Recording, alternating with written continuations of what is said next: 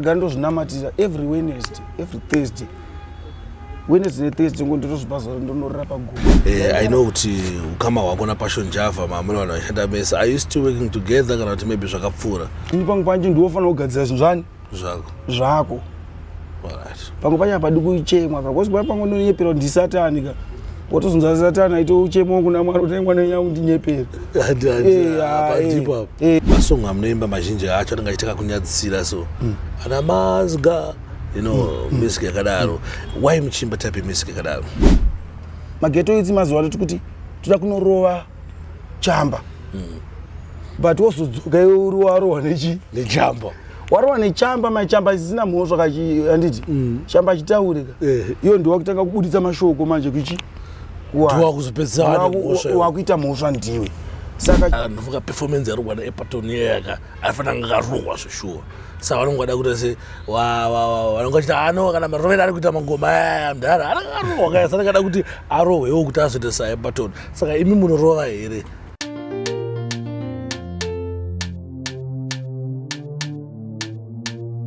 Hello people and welcome to Zim Reality ITV. Starangura kuberekwa ndi DJ Sparks. Sipanapa panoita nguva vhiridzo netsvakidzo patinotsvaga maceleb, patinotsvaga talent rakasiyana-siyana. Muzora nhasi ndikufara because ndine one of my big artists when it comes to nyaya dzezim dance, when it comes to nyaya dzemangoma, dzemangungu ndengu. Right now ndina Ango Epatoni. Komborerwa.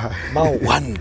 Guys, ndine mibvunzo yakawanda inokuti anoda kuziva pamusoro paAngo Epatoni. Saka nhasi ndinawo panapa change chitara nawo chimbonzwisisa zvinhu zvakafamba sei, kubva matangira vakaita waisara kuti Ango Epatoni, nyaya dzebands, nyaya dzePassion Java records dzakawanda dzinoda kuti taure panapa. Asi before sandawanza kutaura ngeni kokotedze Ango Epatoni muchirongwa. My king.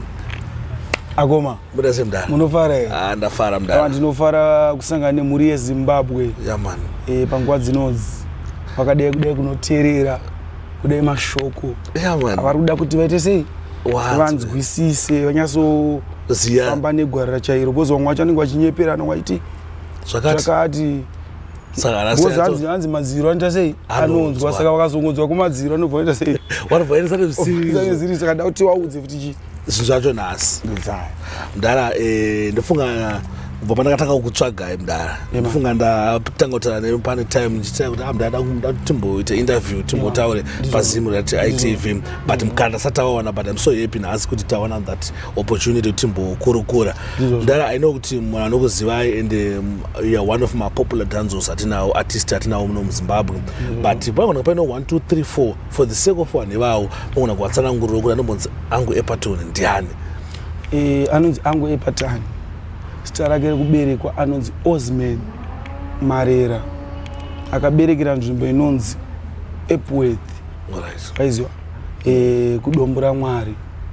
Alright.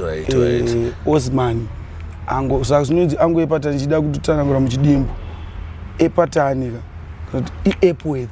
Sandikura kuti Ango from Epworth. Ango Epatoni. Saka zemageto kuti achazoti Epworth imwe takuti Epatoni. Saka Ango Epatoni. But Ango Epatoni anonzi Osman Marera akaberekerwa munzvimbo yeEpworth. Alright. Saka ndokwa makadzidza kubva zvese. Alright. Ikoko. That's at Makomo primary. Alright. Ndazotransfer ngene pazinyengere. Ndazodzidza pa ndikaipa ndazotransfer zvangu. Saka zvekuwa kwekwe. Alright, mazopenda kwekwe. Well, saka zvokuimba izvi makazozvitanga rini? Kuimba ndikatanga rini handitozivi. Because ini kubva ndichitokura. Tongoti baba wangu inini. Vaimba. Alright. Nabamunini wangu. Tongoti bamunini wangu. Vaigara munzvimbo yeSunningdale vaimba futi. Vakatosvika vaishanda yede kuprison. Alright. So vairidza police band ndokwavairidzira.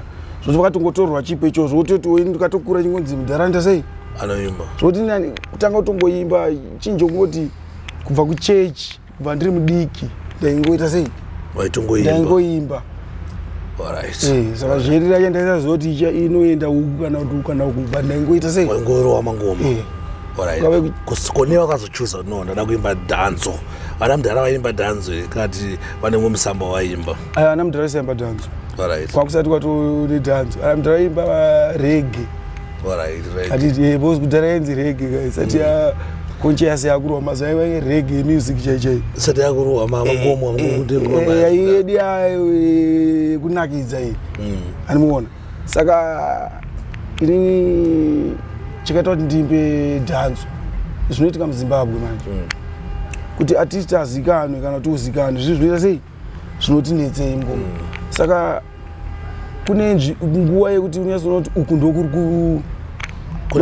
kwangodedzanza kune chibage uku munhu ezobva manya kuchibage kune mbida uku munhu manya kumbida uku kuti kune maspaghetti kuti kune rice saka ndakangoenda kuri kutoita kune vibe mari dzacho kukupisa vibe ndakanoona kuna DJ Fanta ende ini chandakabelieve ende kuti urire mukoma wako kuti uzoimbe izvozvo unenge wabelieve kuti ndotozvigona ndakaona DJ Fanta ndikaona ndikaenda kuChuu Sport nini ndokwanisa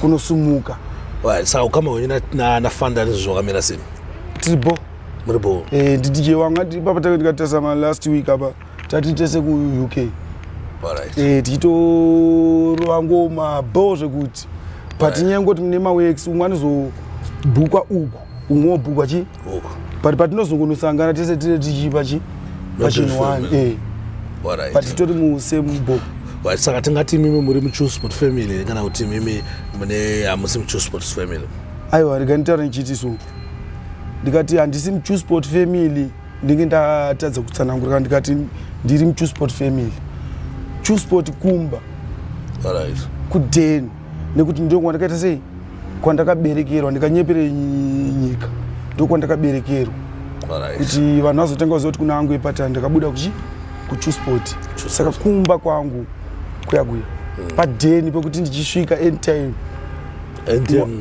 ndo padheni pekuti wazorora waugara kumayadhi asi ukaomera unomhanya futi kupi kumba padheni padheni ko tati tibve tangoti tiri nyaya dzepadheni papo because I know kuti ukama hwako naPassion Java mamuri vanhu vashanda mese are you still working together kana kuti maybe zvakapfuura hazvina kupfuura munhu waMwari manje Passion Java anoshanda nevanhu vakawanda tisingade kunyepa anoshanda nevanhu vakawanda so ndofunga singotoziva kuti kuchiniwe chinenge chine nguva yacho samukana wangu pamwe wangu wasvika nguva yakazoona vanhu yaiya bva watonoona saka kuzonzi hanzi munhu hanzi araswa azoita sei zvazoita sei apozi pane nyaya dzichitaura pasocial media chinzi ano Passion Java naye vachawirirane mumwe nemwe akuita zvake kana kuti pane kakuraswa kwemumwe aitwa pakati kwete ndinganyepere munhu waMwari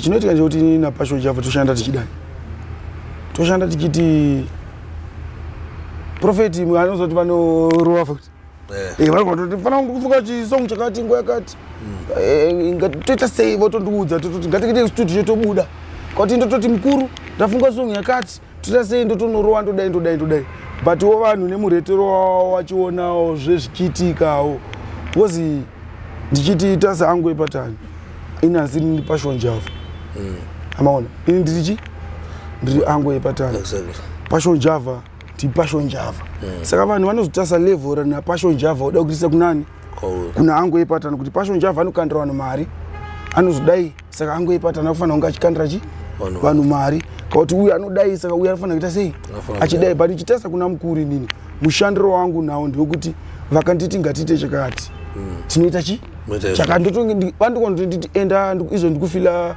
producer akati manya ikoko munoita chinhu chakati chinobuda ndototi chinobuda mukuru ndikati nochipolisha chotoita sei chobuda saka nguva inozoyomwa artistiwo pamwe nini plus tiri mageto youths mukuru tiri mageto youths pamwe saka asi murudo nawo izo ndikatoti helo izvo zvizvi vatodaira kuti wadi akurisai kumba titori bo watichipa naPassion Java mami nedhira mamakaiti here like kusainana pasi kana kuti angori imwe dzamufana wangu une project da kuita yemo kuti ga kamari mami angori under Passion Java records chii chanyazoitika aiwa atinosaina mapepa tikanyepa una mapepa ndo andaita ndingamudangunda mbotsanangura ndikati mukuru akanditi zvakati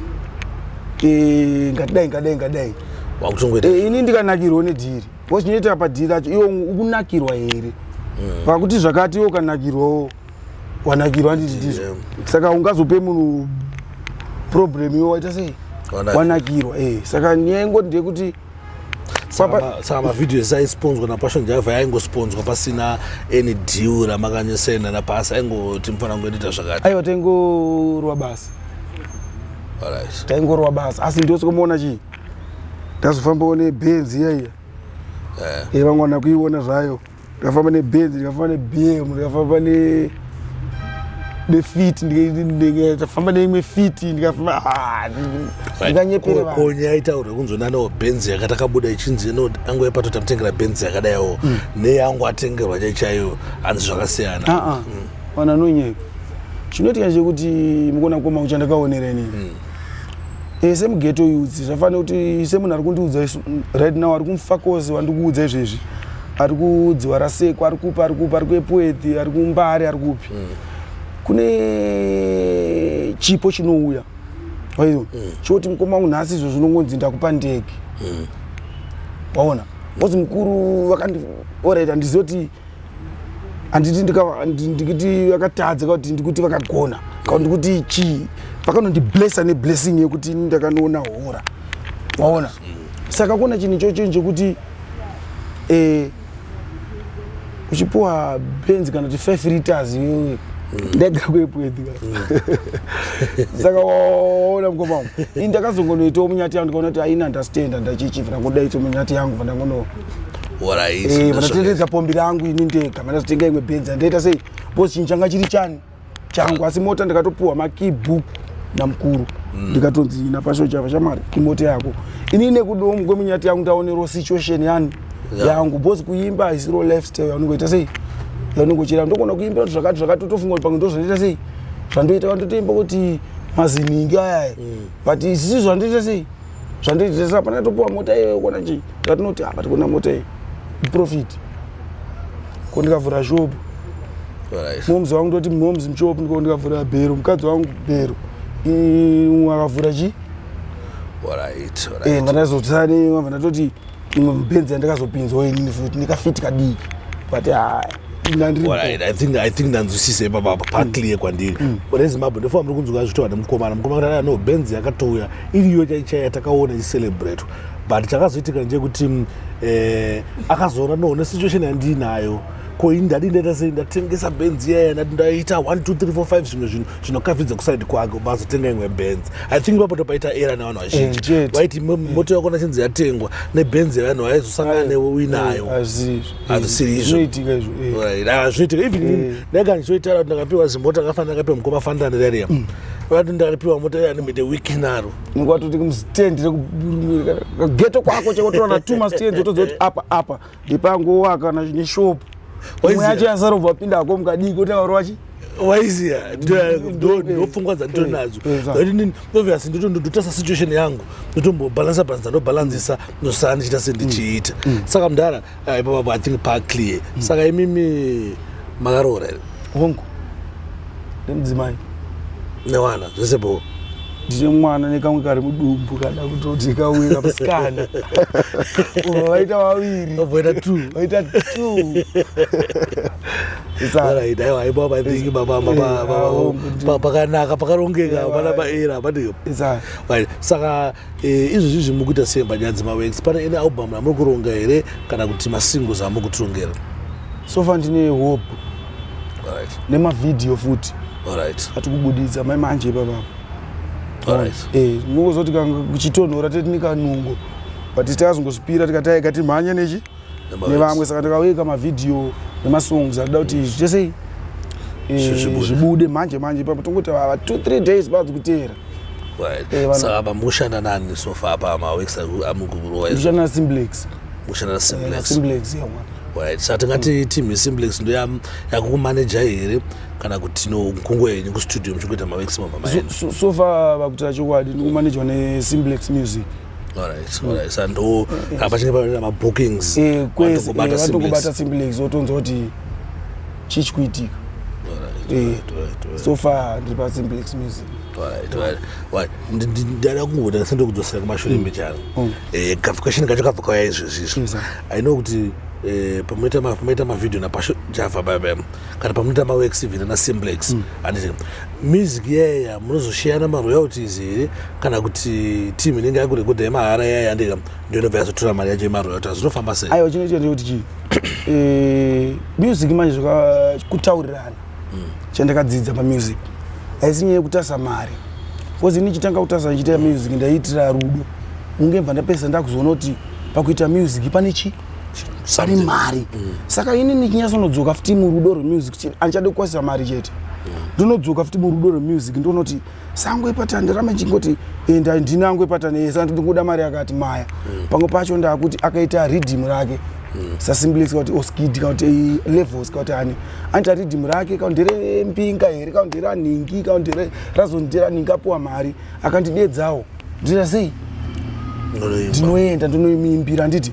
tinoposta pa page pake maroyalties mari dzake ndedzani ininiwo ndaita song yangu ndinouya futi kwari wangu ndine song yangu yandafunga anonditiro ndipo song yangu mari dzani futiwo ndedzangu saka dhiri ngoripo ndozongotiwo uyu akaitawo birthday zvafa kuti Jamaster kauti toti namarina kauti junior hangu kauti ani aita birthday andikuona Enzo aita birthday angu yakunoko indongoenda ndienzo ndokungatongomudirembera kuti chaka kuti ndingodiro fiyo anditi mobata mkuru andidira fiyo ndokusvika ndosimbisa ngoma ndidzoka pachi next time ndaitorangu ndongomudirirochi fiyo po ndikamuchaja mangwana ndase anokuchaja saka idhira ndiye kuti kutaurana Hey, but ko mtombo temaita dhira kaita ngezisongo lenyaya makaita kopo and roveta ma millions ari manje iri ningira dhire tataurirana manje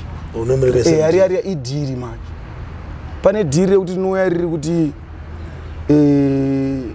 ustoripo maraja ibude pastori na signature yako yo maraja ite sei iroro idhire tinonzi aiwa takuda mgo wako alright kwani mdati pa music yamunoimba inoti masong amunoimba mazhinji acho anenge achitaka kunyadzisira so ana mazga music yakadaro why muchimba type music yakadaro rega ndingotara nchiti muchidimbu ndakaona kuti kuimba mazuva ano anokuisa kuimba zvakafanana ndicho chandakatanga kuona munhu wese aringopinda achimba nhamo dzake mumwe wese aringopinda achiti wawengi wangu nyange artist asati azikanwa asati atomboti arira utongonzeta kuti vavengi vangu uzikanwa nani kutanga kuimba wawengi wako sai ndakangoona kuti kona chii pane imwe nguva yekuti ndosvika pakatoiswa no under 18 yari ndosvika ndakati noimbawo dzimwe music dzekuti tinodawo kuchi kumafaro kwekuti takugochigochiwo tiri kwana mashikwede tiri kucity sports tiri kwatafi kuti kupiwo kwatata tichitaita sei yatikuita iyo ndo music yechi ikoko saka vanozvipinza mumusha ndo atoita problem ine ndomboipinze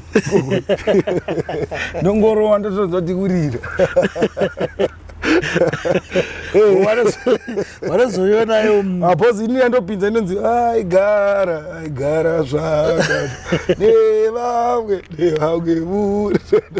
saka vanozotiva yaya kuda pozi ndeaya ndeedu sevakomana kusemuona pakatoitika na matoilet pakanzi ndimochi ndiwakomana ndiwasikana sakaona wakutora song yakudonetsa kuwasikana yovakomana uyakona kuti yoga wakutora song inofanira kerungu song iri kuvakomana yakuwasikana ayo ainenge kange ndiri programmira ndiziva asi problem yeni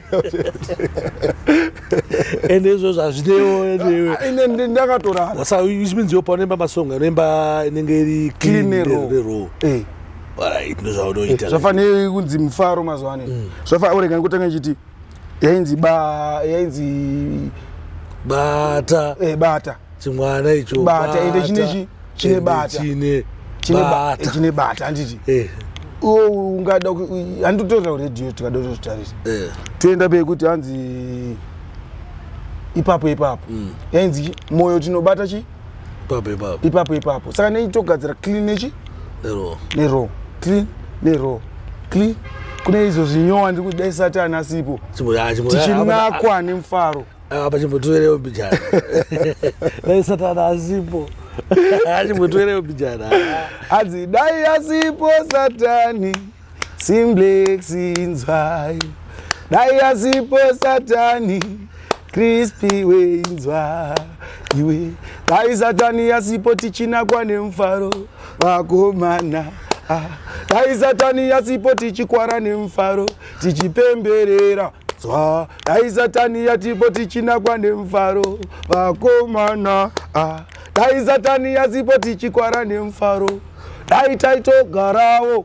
dzimba dzakanaka chingogaya kusina Satani dai uchita sei pauriba ari mawani dai uri muflaga but diablos aenda minyama watakaita manje akadzingirwa pano pasi tisitinaye panapo imali right saka pane any plans nema collaboration nemango ma-artist wo mukurongota sei panyaya dzemacollab so far ndikanditaura nchiti muchidimbu maplans aripo akawanda alright but so far semunhu ane management hatiyazicheche panze ngonzi ona uchitoda kutona ngo kazvandada so far kana zvishuwo zvangani nazvo so far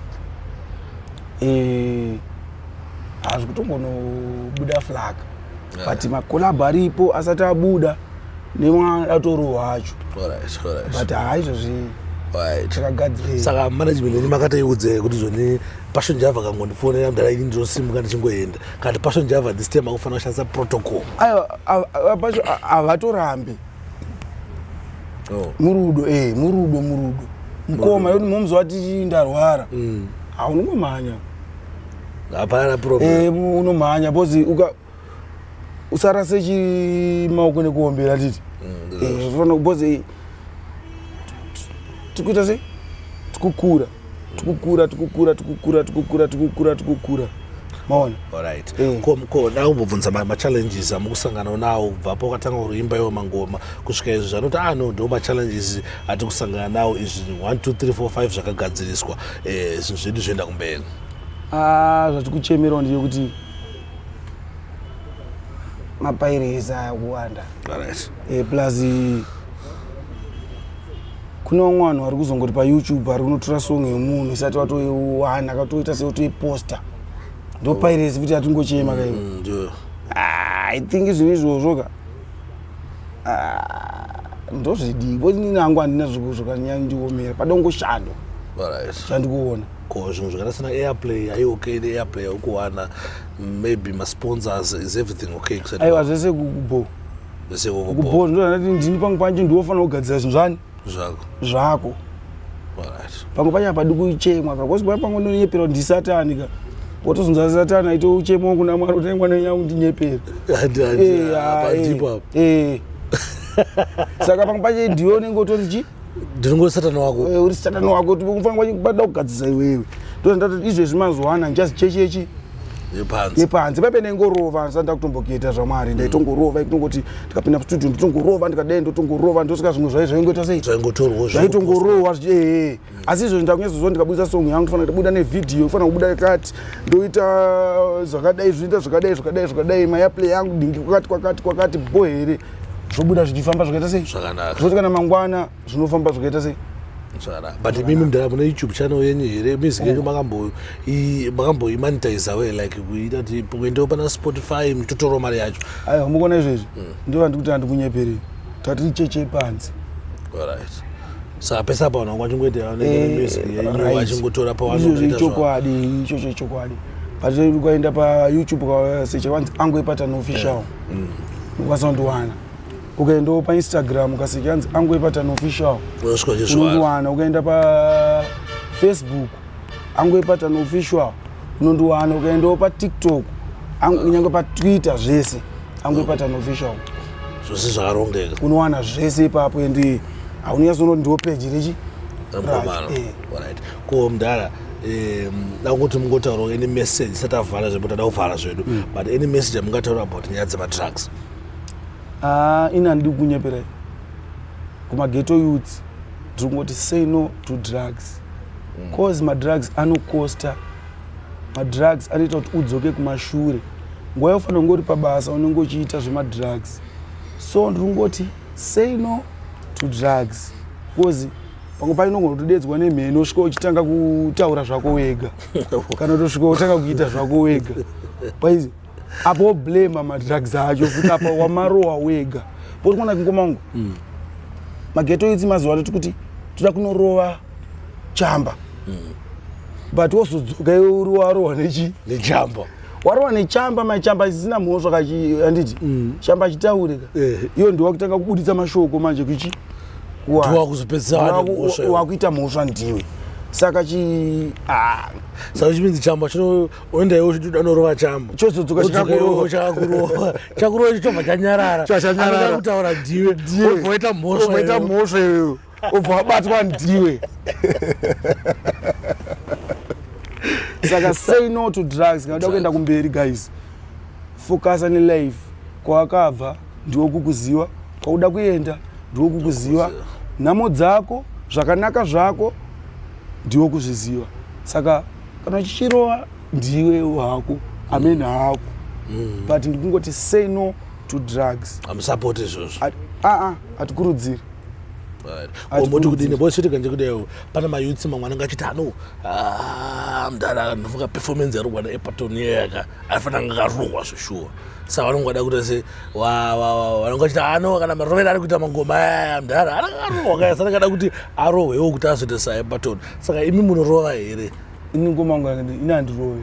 Chinoitika ndechekuti masongo andoimba yaya ini ndakaimba kutanga kuimba kudhara so ishungu nekuona zvaitwa nemumwe wangu pastage baibai zvafanira nini masongo angu vamwe imboseka Sauro achiri mupenyu achiti handizviterere indototeera evamwe ndidzoti uyu aita sei kuti ndikwanise kubuditsawo chinhu chinonakidza.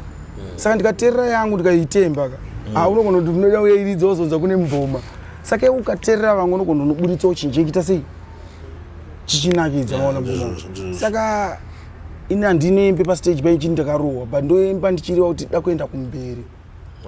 Ndakaona zvakaita Binman pai dambopfuura level yada kumboita isopo pai ndobva ndinopinda chiki ndiye kutoti ndozvipa ndega inini kutongoti panapa siti ngoma paimba ningi asi ndida kutorakidzawo kuti ndakapenga kutoti wega yo plus ndoti chinzi italent unogona kuita unge unobuditsa voice ungotongona wakadhakwa utori so saka ivo nezvipezi vakuritedzera vakadhakwa.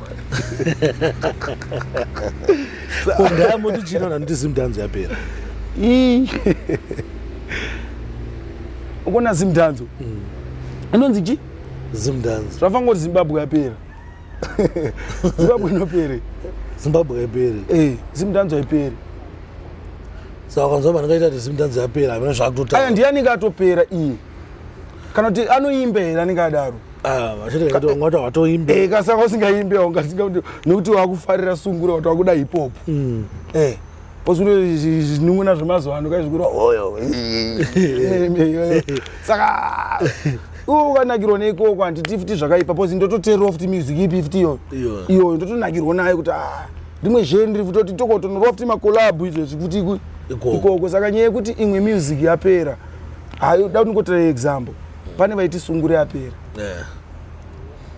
but vangani vacho vaiti sungure yapera vezimdhanzo kati hei vakapuwa moto ngeyapuwa madzibaba Zakaria namachesa. Saka zvino vanongwapera ndione kwatopera ndione kwatopera music haiperi. Saka imi wafana the last question I think do you believe in my prophets like kuenda kuchechi muenda kuchechi here munozvifambisa sei in terms of nyaya dzespiritualism muenda kunganga here muenda kumasowo here muenda kupi mimi? Inini ndoenda kuchechi. Muenda kuchechi inini ndinorara kugomo. Alright. Ndega kwete kuti handida unoona nhingi kauti chii kuzoona nhingi kuda kubatsira zvozvo zvafanira kuti iwe ukaenda kumaprofita usinawo kusimba iwewe unogona kunosvika kugara pachecho unogona kutadza kana kusumudzwa kubatsirwa nekuti iwe wagara unamati. Saka ini ndagara ndozvinamatira every Wednesday every Thursday Wednesday neThursday ngondotozvipa zuva ndonorara pagomo. ndikaenda kana kudombo shangu wakaita kuti munorara chinamata Mwari upenyu hwangu ndipo life yangu chitonamata nondoshabawa kuti ndonamata mukuru bose kona chi mazuva ano pakaipa tusangane zvakasiyana siyana zvafanira kwandobvawo kune zvinoteerako unobvawo kune zvinoteerako kwandakatoroorawo futi kune zvinobvako saka sonovhiringidza chipo chaMwari but ndakangoberekerwa pano pasi kuti ndiimbire vanhu vafare vakasuwa pai vaita sei ndikavaimbira vanongoita sei mbonyewe ndikamona saka kune imwe maskindira kuti unovhiringisa saka zvinongoda munhu akandipa chipo zvatinobhilievha isusu indobhilievha kuna Mwari because chipo ichi ndakabuda ndinacho muchi saka ini pandingonodzosera mbiri yacho kuna Mwari. Mwari ndokutenda izvenyu nembiri yamandipa Mwari ndokutenda izvenyu nemota yamandipa Mwari ndokutenda izvenyu nekurirawo kwaita song yangu nekuti hakusi kuda kwangu kana kuti ndindati vanhu baya apa odhora pusha apa baya apa ini ndesindada nditongoda njambu chaputika chega saka ndingonodzosera mbiri kuchi kuna Mwari chete ndozvandobhilieve but unotenda hako kuti Jesu Kristu mwanakomana waMwari zvekutodaro kuite mbichani unotenda mwanakomana waMwari akafa akamuka akatifira futi nezvitadzo zvedu akati nezvitadzo zvamunazvo ko munoti kuti iyo mndana anotaura kuti zoni kuti urire kuti upise unofanira kuenda pawakabata kana vanonga vachita maartist ningu yakaromba kuti zvake zvifambe mambosangana nazvo right mona mwaga ndikudze mhuri yeZimbabwe nhasi chinoitika ndechekuti pamusic kune ane chipo neane chido maona mukoma wangu kune munhu akaitira music kuti akanzwa shamwari yake ichiimba wakati akazonzwa nhingi achiimba otanga kuimba animona mukuru zvafanira kuti ndizikanwa dzangu epatani ndatanga kuimba ndakutedzera ndakangotanga kuzvitangu epatani kandizwe zita iro rakabva kupi ndangotanga kungorwa ngoma dzangu ka ndichizichi svika izvezvo vanhu vakutondibhiliva saka ukada kutedzera kuti kana zvakazodai zvakadai unenge wane chido plus manje zvinoizvika pamusic idzi kune vakadaidzwa kunzi mangwana munhu wese kubaza muchisvika kubaza pasarudzwa vanhu right tikuda imimi neuyo neuyo neuyo neuyo saka pakadaidzwa vamwe madaidzwa vamwe bva vasarudzwa tozokuona ichi mangwana saka iyo kana wazonzokuona mangwana kurota pasina chi hapana basa kapa saka titsvaga rimwe basa osaka kunongwana kuti wakanzwa kuti kuno vadaidzwa bva wauyawo poti panongodedzwa kunzi munhu wese mangwana svika ipanapo muchisvika ipapo pangosarudzwa pamusic pane vakadaidzwa kungoziya kuzoimba kusimbisa chinhu kwezi chokasarudzwa kuti raisaka chinhu chatugamirwa nanhingi kuti vamwe wanguyo wega andingokaiwega kunetsa pane vanhu vakuimba masongo mazvafana madhirama uzo ningakuimba uzoti atularukurwa ndakapfupi here atakurwa naparafini ukadota angambotiwo wakuimba iyo waekta wonzotanga epatani akuekta madhirama uri kutorakidza kuti iwo panhu pako wasi kupa trust uri bhiridi iwo mukoma ukadedzwa nzi wake uri urichi uri bhiridi ungazouya zoisa matels kuti audesa sini waunotora mari iyewe waudyire ora kuchigona zvese kashoma unombe notsuro wazi unomhaisa chi wari kuite mbiri vada kumhaine unogu ndetikunyeperaiwa mzara ndakutenda I think this interview yakachinakidza zisikaite saka mzara vada kukubatai andika vanonga vada kukubatai vada mukwanisa kuti panhamba here kana kuti munokwanisa kuti vanokubatai sei right vanoda kundibata munondibata panhamba dzebasa dzinoti 0778 508 108 ndichadzokorodza futi 778 508 108 kana kuuya pana masocha kona masocha uchiita nguva kusvika kwambeya dhokasi unokuziva ivi pajuraho rekutanga pakanzi Simplex Music opposite pafirst pay apere mapasi ipapo kangosvika ipapo unoona zvese zvakakwana ipapo kuna ango epatani zvese zvinobuda chi zvinobuda zhula then uchida kunditsvaga pamasocial ningi aya unouya pakanzi pafacebook ango epatani official TikTok angoipatani official, Instagram angoipatani official, nekwese isame. Then ipapo Bolado ingweri householder isaya muri Zimbabwe ndofunga manzi kazozoita nemukomana anoti ma questions akawanda tingamapedze ese but situkana patinge paine vamwe vada kuzoziya more about kana pane mubvunzo anofila no DJ Sparks anotipindura makasunungwa kumabata panamba dzaataura dzadzitwa namba dzikubuda pa screen apo munongwabata ipapo then mobva matara nawo mowabvunza kana kuti munitumira message next time wo kana mwari atitendera tona songodzoka futi nongotsvaga futi mudhara pane mubvunzo yaibvunzwa nawakomana pane mubvunzo yaibvunzwa nawakomana kuti trakutozodai tozvifambisa sei zvakadai tozvifambisa sei. But otherwise for now, thanks for watching, thanks for supporting Zimu Reality ITV. Always remember that fear not, sin not. Kana uchingochitiona ku YouTube, don't forget to subscribe our YouTube channel Zimu Reality ITV. Kana uchingochitiona ku Facebook, don't forget to follow us on our official page rakanzi DJ Sparks ZW. Thank you. Always remember, fear not, sin not. Ndasiya wazo subscribe pakanzi angoipatani. Yeah, in official way. Official, yes. This is official. Yes. So guys, mufana subscribe YouTube channel yakanzi angoipatani official. Ndoba namba chibuda ma video manyama epapo. Yes. Otherwise, hoyo komborerwa.